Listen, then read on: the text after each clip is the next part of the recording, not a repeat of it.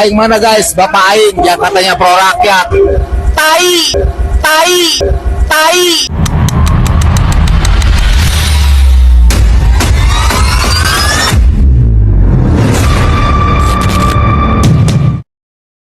Mau berangkat Jumatan, saya sempatkan terlebih dahulu buat konten, dikarenakan saya merasa resah pada saat melihat seseorang yang melakukan demonstrasi, lalu mengatakan TAI kepada Kang Deddy, atau tai.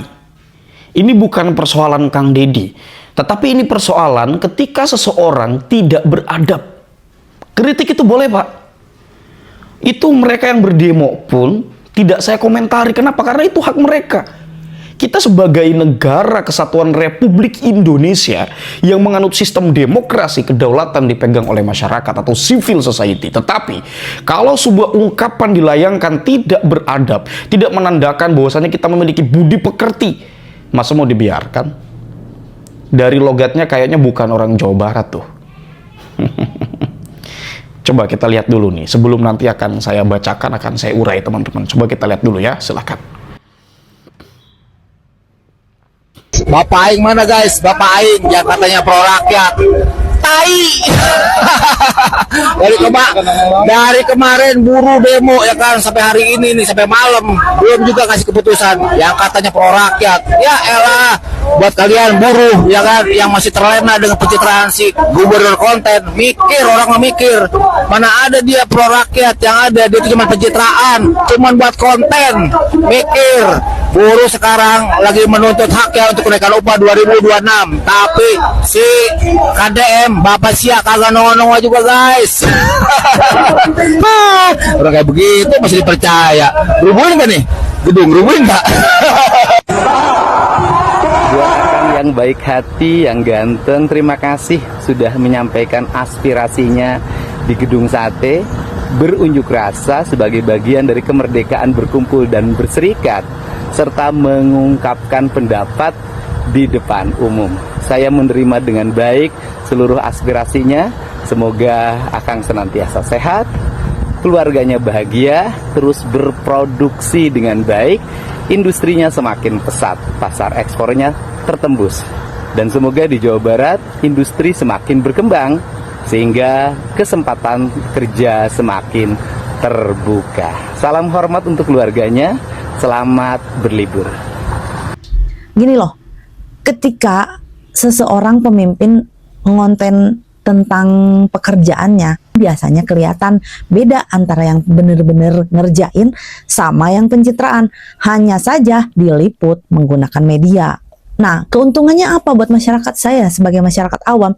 Yang pertama, bisa melihat pekerjaan seorang pemimpin tersebut. Karena ketika dia ada di balik meja di kantor, saya tidak tahu apa yang dilakukan, programnya apa, terus pemimpin ini benar-benar tulus atau enggak. Ya saya nggak tahu, karena ya nggak pernah tahu, nggak pernah lihat kayak zaman dulu, nggak tahu. Tetapi kalau orang yang sering terjun ke lapangan, meskipun zaman dulu belum ada media, ya ketahuan karena sering interaksi. Apalagi sekarang, apa salahnya menggunakan media? Dan konten di sini kan bukan sekedar konten kayak konten kreator atau youtuber yang memang profesinya itu, enggak kan? Ini sekalian mengerjakan tugas pemerintahan, tetapi apa salahnya dengan mengontenkannya? Karena konten di sini artinya supaya masyarakat tahu apa kerjaannya, bagaimana pekerjaannya, apa programnya, bagaimana programnya. Nih, dan kalau memang ada keuntungan dari konten ini, itu selalu membagi-bagikan uangnya yang banyak itu dari mana? Salah satunya dari konten. Jadi jangan khawatir gitu. Ketika mengontenkan sesuatu, kerjasama dengan media itu kan miliaran. Dia bisa menekan biaya itu, bisa disalurkan atau dipindahkan terhadap kepentingan yang lain.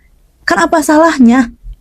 Nah, kalau Kang Farhan kekeh ngotot misalnya, ada ini mengonten, nyasok atuh, kerjain juga Kang Farhan, ikutan kerja yang bener tanpa menjatuhkan image yang lain.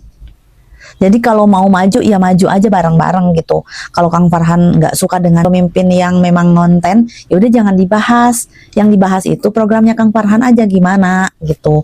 Tata kelola pemerintahannya Kang Farhan itu kayak gimana biar maju Kota Bandung gitu loh. Coba kedepankan diri sendiri, majukan diri sendiri, perlihatkan kinerja diri sendiri gitu loh. Kalau memang tidak setuju dengan orang lain yang mengonten, misalnya nggak setuju nih, terus apa godos misalnya pendapat nate atau pendapatnya tuh nggak sama misalnya, ya selama itu memang, kalau itu memang berbenturan dan merugikan, ya Kang Farhan buat dong program sendiri yang memang bisa lebih memajukan masyarakat Kang Farhan sebagai wali kota Bandung gitu. Tetapi kalau memang apa yang diusulkan benar-benar bagus, terus nggak dikerjakan karena satu dan lain hal, yang gak maju-maju. Ya kalau kita sebagai masyarakat ya cuma nonton aja, ngenilai gitu. Karena next, berikutnya, pemerintah yang akan memimpin berarti kalau tidak nyaman di hati masyarakat, nggak bakalan dipilih lagi. Mungkin kalau sebagai masyarakat mah gitu kali ya. Kalau menurut kalian gimana nih? Tulis di kolom komentar ya. Oke ya. Jelas kan? Ngelunjak gitu. Ya. Saya juga Pak, seseorang yang membela buruh. Bahkan saya pernah nulis puisi judulnya Kota Buruh. Karena daerah saya pun di Banten ini daerah industri. Banyak pabrik, banyak buruh yang merasa dirugikan atas kebijakan-kebijakan yang ini berkaitan sama sekali dengan pemerintah. Tetapi kritik itu saya kira tidak boleh dilakukan dengan cara yang kasar dan kotor. Bukan saya kira lagi, ini memang sudah standar internasional begitu. Anda berbicara seperti itu menandakan berarti Anda tidak pernah, atau seolah-olah Anda tidak pernah dididik. Kang Deddy itu Pak, oke, satu hal, kita harus kritik Kang Deddy. Saya sepakat akan itu, nggak apa-apa, nggak masalah. Karena memang pemimpin harus dikritik dan harus siap dikritik. Dan Kang Deddy siap atas kritikan itu. Tetapi ucapan Anda yang mengatakan TAI, atau dengan pola Anda yang memberikan kritik seperti itu bukan menyelesaikan masalah, itu menambah masalah. Gila loh. Kalau Anda memberikan kritik, oh Kang Deddy tolong untuk berikan kenaikan UMK para buruh. Karena kami pekerja merasa capek, inflasi sekian persen, tetapi UMR tidak naik, UMK tidak naik. Itu masalah kita bersama, bukan cuma Jawa Barat, Indonesia. Gitu loh. Belum lagi kesepakatan dengan para investor, belum lagi kesepakatan dengan para perusahaan atau para pengusaha yang memiliki perusahaan di daerah-daerah tertentu. Jadi ripuh Pak, persoalannya ripuh. Memang ini bagian dari tugas gubernur juga, walaupun bukan satu-satunya. Tetapi itu jangan sampai ketika kita mengkritik malah pakai bahasa-bahasa kotor. Itu saja. Anda memberikan kritik menuntut agar supaya buruh dihargai, agar supaya bagaimana perekonomian berjalan, agar kaum buruh ini, kalau zaman dulu disebut sebagai kaum proletar, tidak hanya sekadar menjadi penggerak ekonomi bagi kaum kapitalis. Gitu loh. Ya, saya juga di pihak buruh gitu. Saya di pihak para orang-orang yang pekerja. Tetapi kalau pekerjanya tidak sopan, pekerjanya tidak bisa menandakan bahwa dirinya memiliki budi pekerti yang baik, ini juga tidak baik, teman-teman. Bukan kebaikan dan bukan penyelesaian terhadap masalah. Justru malah akan menambah masalah. Ya, ini hanya akan menambah masalah. Anda mengatakan seperti itu. Dan apatah lagi kalau Anda bukan warga Jawa Barat. Artinya apa? Harus tahu diri. Anda bukan warga asli.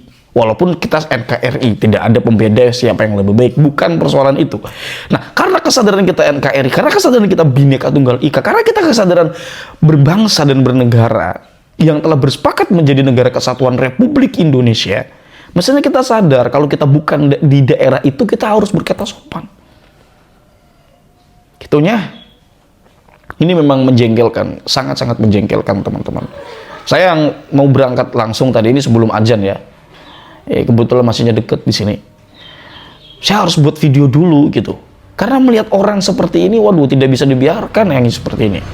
Dulu sama ada orang yang mengatakan Kang Deddy goblok itu. Ada yang mengatakan, hey Deddy Syaded gitu. Ada yang mengatakan ANYIND, ada yang mengatakan seperti itu. Wah, kan dulu saya pernah bilang teman-teman, yang mengatakan Deddy Syaded itu, yang mengatakan Deddy ANYING itu, yang seperti ini tidak bisa dibiarkan. Karena kalau sudah menjadi psikologi massa, ini akan dianggap wajar. Dan kalau sampai ada pewajaran, wah, gila loh. Jangan sampai dibiarkan seperti ini. Kritik-kritiklah, kritik habis-habisan, tetapi dengan cara argumentatif.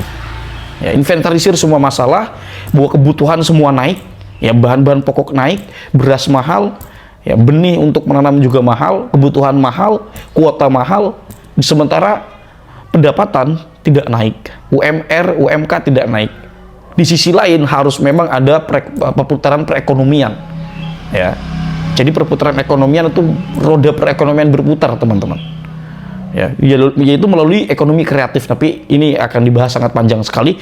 Intinya itu saja teman-teman hal yang dapat saya sampaikan, kurang lebihnya saya mohon maaf. Wassalamualaikum warahmatullahi wabarakatuh.